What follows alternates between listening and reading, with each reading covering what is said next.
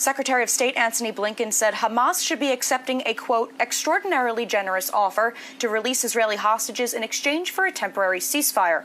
Although this administration has not been public with the details of this proposal, we have heard this kind of conversation before, but will the deal come to fruition? Joining me now is Israeli government spokesman Avi Hyman. Avi, thank you so much for joining us.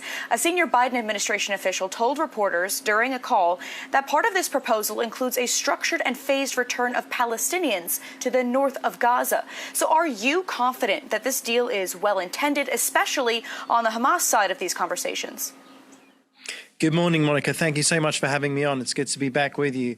I can tell you that we will continue to do everything in our power, both diplomatically and militarily, to ensure that those 133 Israelis return home to their families. It's a crime against humanity.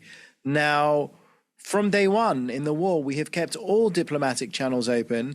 As you quoted, Secretary of State Blinken has said that we have put an extremely generous offer on the table, an offer that is more generous than anything until now. We're ready to go into Rafah to take out the last 4 battalions of Hamas and to ensure that we destroy Hamas, bring home the hostages, and ensure that Gaza doesn't pose a threat to us anymore. Absolutely, whatever it takes. And Avi, I want to pivot a little bit to this now. We know that Prime Minister Netanyahu spoke on that call with President Biden just this past weekend. And part of that discussion, there are reports that the Prime Minister was expressing some concern over the International Criminal Court issuing arrest warrants for senior Israeli officials due to this war. The ICC is allegedly looking to investigate both Israelis and Palestinians for possible war crimes. So far, U.S. officials say they don't have a clear indication on whether or not that will happen. But what kind of precedent does this set? And would something like this significantly affect Israel's defense? Monica, this is an awful precedent. If this actually goes through, as you said, it's just reports at the moment. But if it does go through, the notion that the ICC can go after the leader of a democratic country, can somehow conjure up a case against him and the head of our army and our defense minister in a matter of weeks. We're not party to their treaty. They don't have any jurisdiction over us. They don't have any jurisdiction over America. It would set a terrible precedent not only for Israel, which is doing our absolute utmost to defend our people, to stay alive, to live another day as the one and only Jewish state. It would be a terrible precedent for America, for the free world.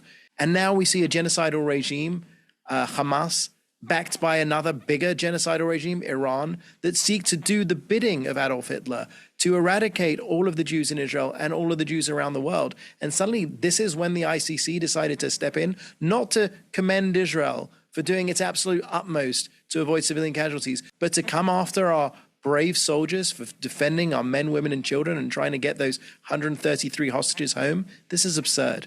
Right, and I was just about to ask you that as well. Why doesn't the ICC investigate Iranian leaders for their proxies that have been waging war on the U.S., on both U.S. and Israeli military? Is there something that I'm missing here? Because I don't seem to understand why they're specifically going after the Israeli military. You know, it often comes up that we ask ourselves as Jews, why are people so obsessed with us? Why is it that there are so many standards that are double standard when it comes to the one and only Jewish state?